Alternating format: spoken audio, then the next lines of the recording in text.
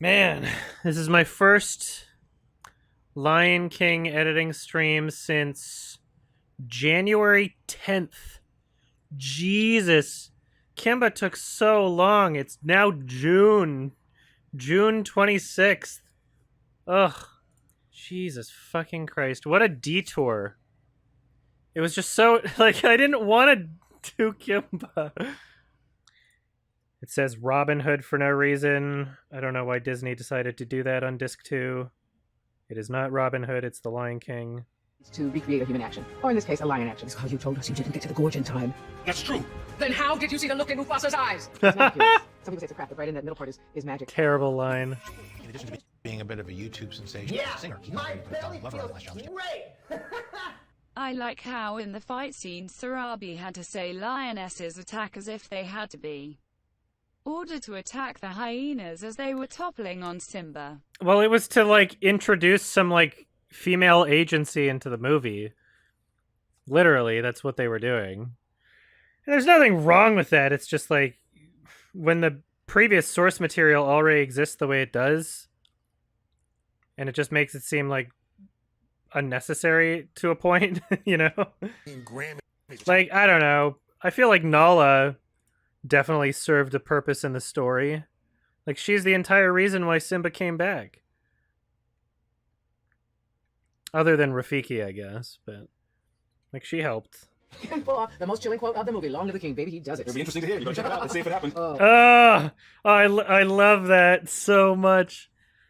Because it's like one of the worst lines. Chilling quote of the movie, "Long This is live the amazing. Chua tells a new voice, and Scar has a new look. Because if you just followed what was originally there, with a very dark mane, it would have seemed like that's a sign of dominance in the animal kingdom among lions. And so, from certain angles, it looks dark, like here. But really, we found if we went with the black mane, it would look like he would have been the dominant lion. And part of the story is that Mufasa is the alpha. And part of Scar's struggle is that he wants to be the king. What are you talking about, John? You're so stupid. All right, be prepared. What about a favorite song? Is there a song that really stands out for you? Circle of Life. Yes. Which one do you like? Well, I like Circle of Life too, Yeah. but I also love Be Prepared. Okay. Of course. It's an amazing song. Be prepared, and I don't know if you can prepare for it in a way. You kind of I think like everything else in the process of just gearing up to something, gearing up to a performance, gearing up to anything. You put it into the computer. You try and understand the psychology, you understand all of the inner workings, and then you see what comes out. And it's just got to do what it's got to do. That's it. And that is part of, I think, of working and trusting. I couldn't sing it as well, but the way Chiwetel does Be Prepared really blows my mind. He's so every time. good. Yeah, Chiwetel. I watch them and think, wow, he's such a better actor and singer than I am. The way that they talk about it behind the scenes makes me think that they did have, like, that they did do the song and then they cut it, and then people got mad and then they brought it back just in a shittier, weaker version.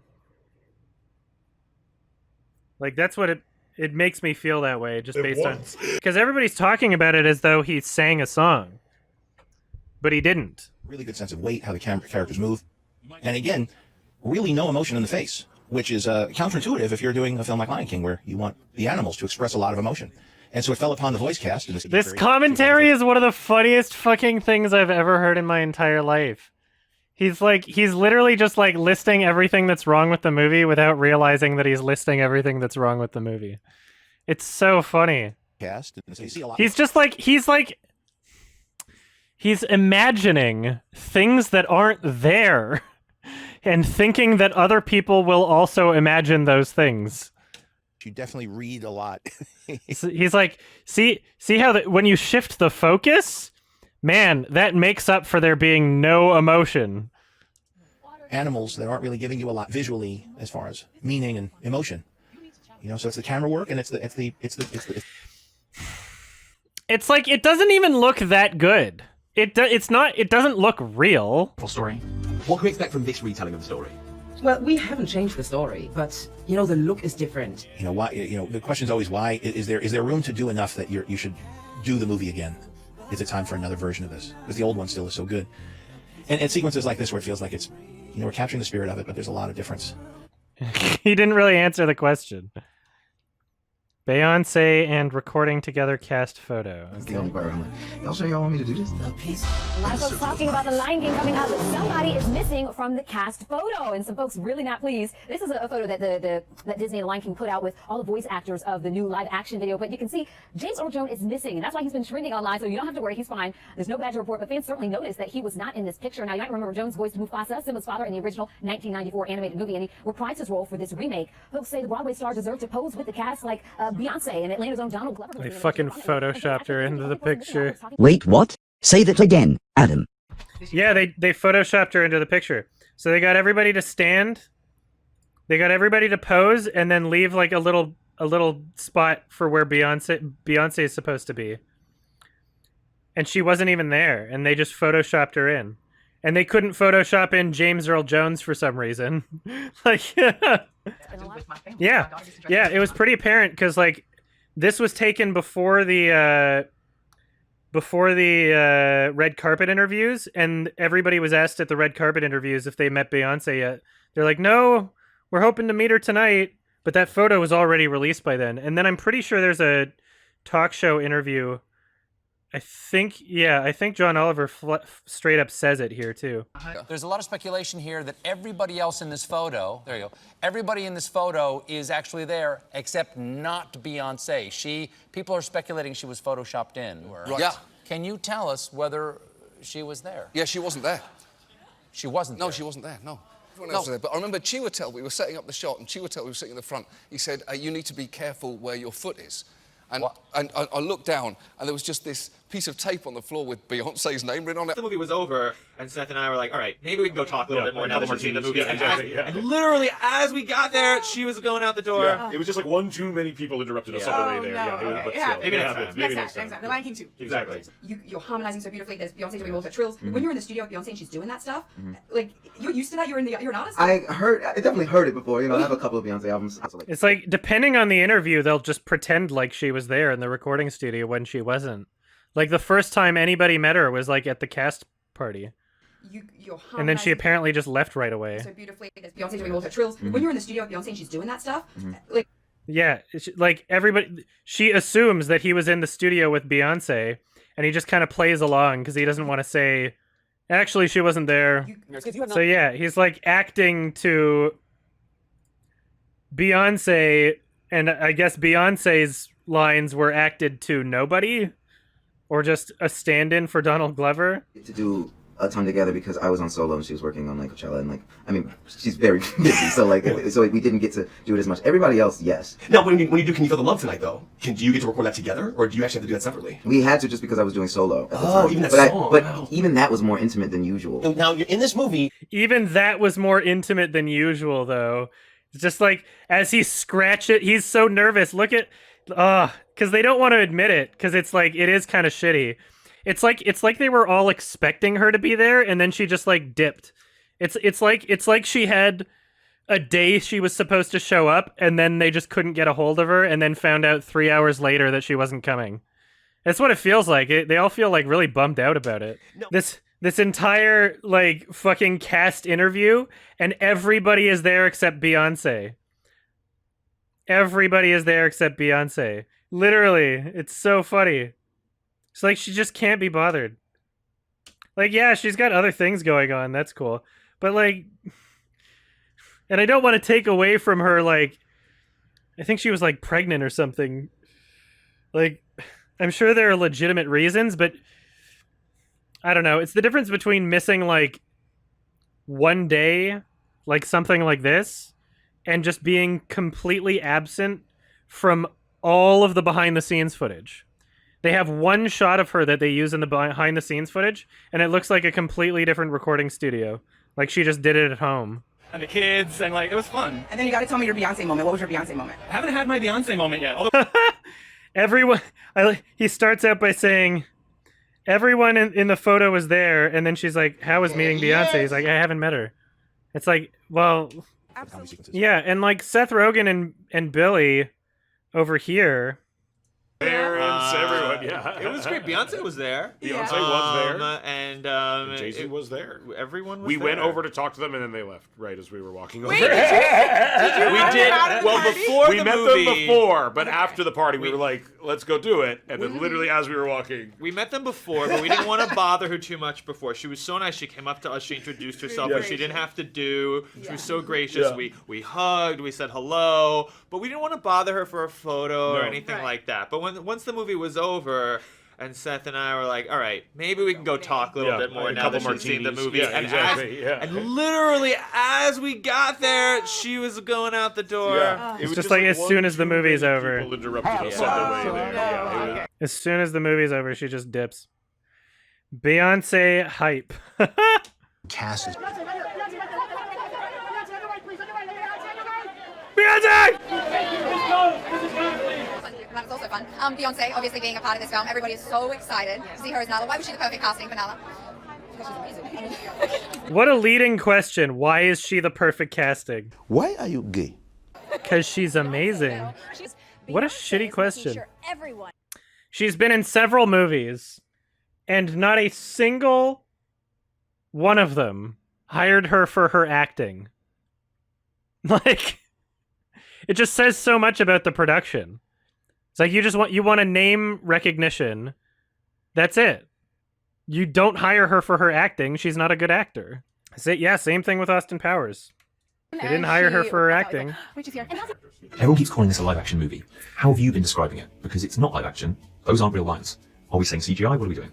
I think it's an entirely new way of experiencing film. And I don't know if we have quite the vocabulary yet to describe what it is. So we're all working together on this and trying to come up with, the perfect thing to describe what it is. Well, it's not live action. People often ask me if it's live action or if it's animation, and I guess the best answer is it's both, because we make a fully animated film, but then we go into that animated film and we make a live action film around the animation. Yeah, I think I already put the clip in here, but from Surf's Up they did the same thing and they never called it live action. Like, well, people it's not like it's not even that groundbreaking. They just used VR this time. And but I guess it's a tough one to answer, and I like that people are asking the question because it means that they're going to look at it and they're going to scratch their heads and they're going to deliberate over what it feels like to them. Because technically it's animated, but when you look at it, it's going to look live action. So it should fit. It doesn't look live action. It doesn't. It looks animated. Quit fucking jerking yourself off. It's so fascinating to hear about. See, like, there's just so. It doesn't look live action. The way things are lit, especially, you see, like, the backlighting on the fur? It's like the lighting separates so much from, like, the characters in the background. Like, look, because they're all the same color as the background. If this were like a documentary, they would kind of start to blend in. But every single one of them looks like they're cut out. Like they're green screened into the frame. Every single character looks like they're green screened into it. It doesn't really look like live action. But they rarely go 100% speed. They usually slow things down a little bit to help create more of an anthropomorphic look. And so close-ups, if you look closely at documentaries, they're often slowed down a little bit just to get. I like how he uses the word anthropomorphic, but like refuses to give these characters any anthropomorphism. Like he uses anthropomorphic to describe like the camera movements. Like, look at all these characters look the same and they have the same face. It's so stupid. And so close-ups, if you look closely at documentaries, they're often slightly did speed changes. Again, as you would do in a documentary to help the lions feel a little. So this is nice because this should hopefully feel like it's right out of a documentary. And it really leans into that kind of documentary style exploration. Now this hopefully looks like just a straight up documentary. You know, we looked at all the documentaries. We looked at like Apocalypto. It's a little thing, but that simulation of the dust of the sand flying, that backlit sand, is so well done. And it's those little details that we concentrate on that actually contribute to the feeling of the movie. It's those little details, and of course you lay them life. Like the dust particles.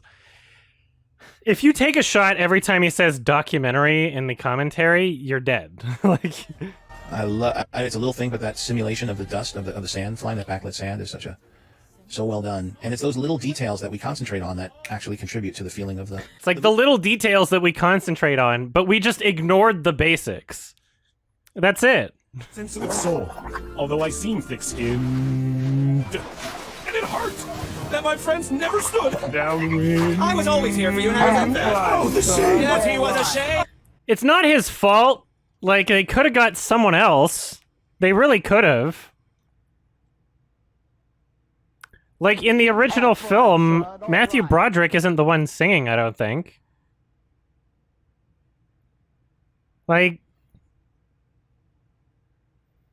It's like young Simba isn't the one singing either. Like the fucking Jonathan Taylor Thomas isn't the singer. Matthew Broderick might be, but yeah, the young Simba in the original, Jonathan Taylor Thomas was not the one that sang. So I don't understand why they are so against getting someone to sing for Seth Rogen. And pull something out of a hat that makes this person comfortable, and makes this person perform, and makes this person find the truth. I love this duo returning again after The Amazing Spider-Man 2, because that soundtrack was just so good. We got these two again working together, because that worked out so well last time. Lie to me, he shot at me, he hates on me. I'm helping! Oh, he looks so funny. What's really funny is in this shot, I didn't even notice this before. Notice the packed room? And then notice how he's the only one here now. And nobody else is here. So they recorded the drum hit at the end completely separately. Either they saved it for him or they forgot and then just let him do it. Because maybe he just has no musical rhythm and he would have fucked it up if it was like in the actual take. That's so funny. And, you know, I think of Pharrell not only as... He's so drunk. He's so drunk. When I don't speed it up, you can tell. Well, Lion King is an odd one because it never stopped. It wasn't just a movie that sort of disappeared. And it's not just that I'm old enough now to remake my own stuff. No, it sort of lived forever in the form of the musical. And then somebody had the crazy idea that... Excited to see what he does. The people who saw It's a Nazi! Help! Arigato, Japan. What can I say? I understand Hitler. And the experience of the filmmakers. Yeah, that shot looks so bad. And the experience of the film. Like, filmmakers. holy shit, that looks terrible. Camera operators. It's live action. This looks bad. But as I was saying before, Brabaka... Like, look at the texture of this plant here. That doesn't look real. And here's a really nice... Took a long time to get. And how is this? Right. How like okay? How is this shot like a documentary here? This shot is not a documentary shot. Great John Connie, South African. Oh yeah, this fucking branch. John Connie, great John Connie, South African. It's like that doesn't look real. No, I didn't try to fix it. I tried to just perform it. Have fun. He's just like drunk all the time. Okay, I'm a Nazi. Hey guys, thanks for watching the first Lion King promo cringe in 6 months. Special shout out to my $5 and up patrons.